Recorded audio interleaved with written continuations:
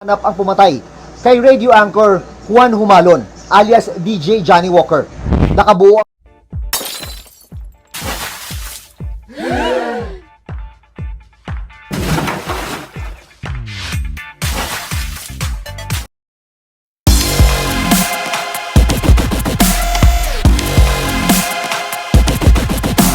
Magandang gabi sa lahat, kung saan man tayong sulok ng mundo na inaabot ng ating signal ngayon.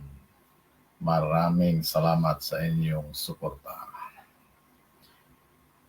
Siyempre, ito po ang inyong lingkod, Mr. Bohol. Nandito naman tayo ngayon sa ating programa Abante Pinoy. Siyempre, batiin muna natin lahat ng ating mga viewers at ang ating mga kaibigan, mga banateros sa Banatbay, at ating mga charity vlogger, Pugong Biyahero, at Kalinga Parab, and Kuya Frankie. Or Daddy Frankie, sorry. Siyempre, karon grabe na ang ato ang mga pangitabo sa Pilipinas. Nagbalik na ang mga kriminal. Matapang na masyado sila kasi wala na si ating Tatay Diggs.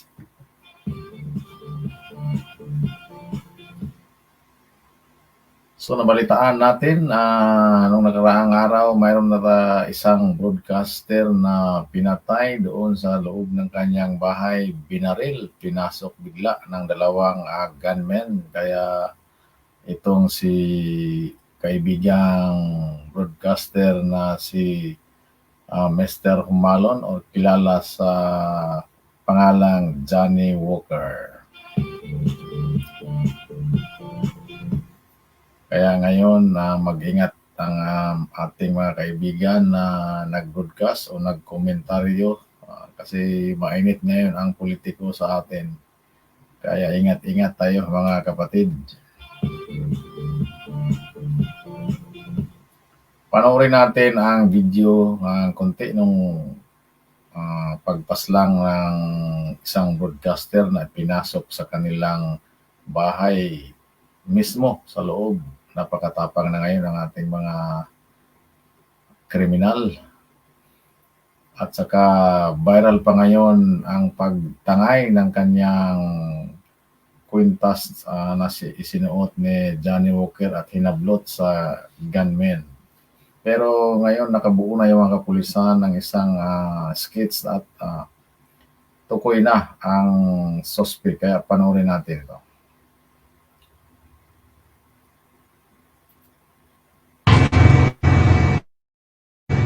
base sa isa sa tatlong magkakahiwalay na video kaugnay ng pabaril. Isang computerized facial sketch ang nabuo na isa sa mga susi ngayon ng mga investigador para mahanap ang pumatay kay radio anchor Juan Humalon alias DJ Johnny Walker. Nakabuo ang pulisya ng tila makawa ng mga saksi.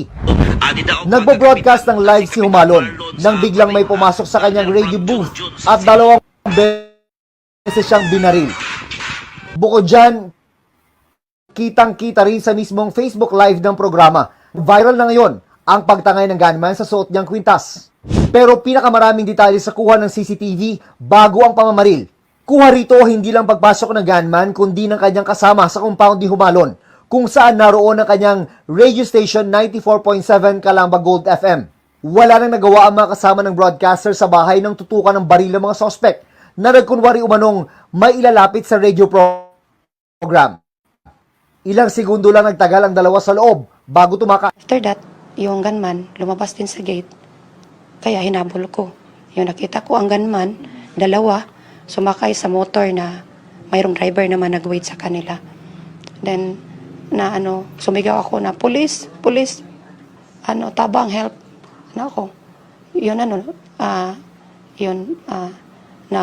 Tumingin sila sa akin. Then, mukhang nakabahan sila. So, pag yung driver, natumba silang tatlo. Ang misis ni Humalon na may kinalaman ng pagpatay sa kanyang pagiging broadcaster. Kasi it's only entertainment ang kanyang mga programs sa radio. Hindi siya commentator, hindi siya. It's a plain broadcaster lang. Yung magbasa lang siya ng greetings, mga public service.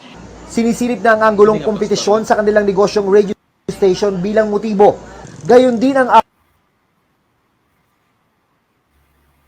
Ito ngayon ang ipinagtataka ng iba kasi sinabi kasi ng kanyang may bahay na itong kanyang asawa na si alias DJ Johnny Walker ay hindi po ito nag-komentaryo sa kanyang programa. Ito siya ay plain lang o pantay ang kanyang pag-broadcast. Ito ay nagbabasa lang ng mga greetings, hindi kasali ang pagtira ng mga politiko.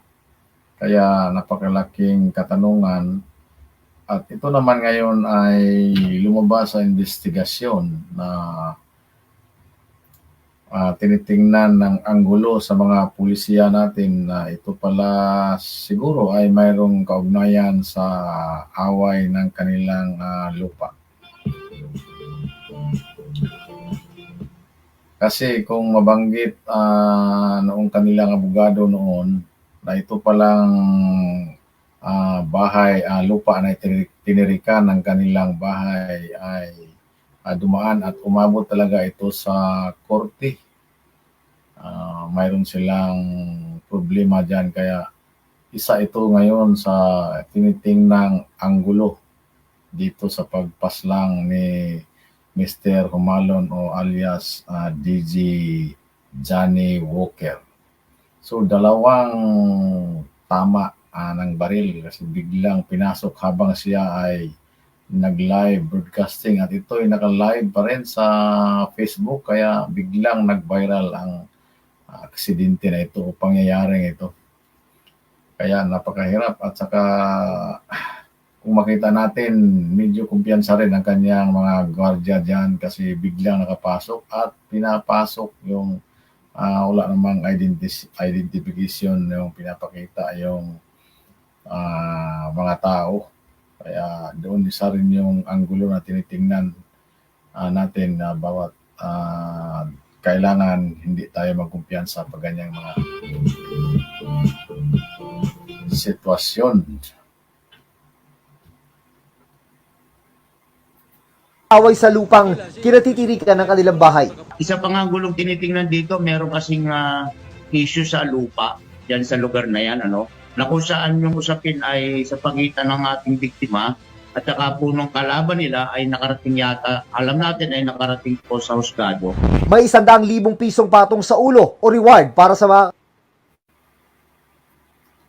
Ayan, nakita natin ang isa sa mga gunman, isa sa mga suspect. Yan po may nagbigay na ng reward ang ating kapulisan na 100,000 kung sino makapagturo.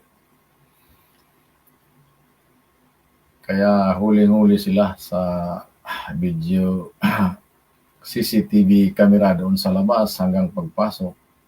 Kailang medyo malabo at hindi makita ng focus yung kailang mukha. Kaya mabuti na lang nabuo ito sa ating mga pulisiya. So dapat talaga mag-ingat tayo.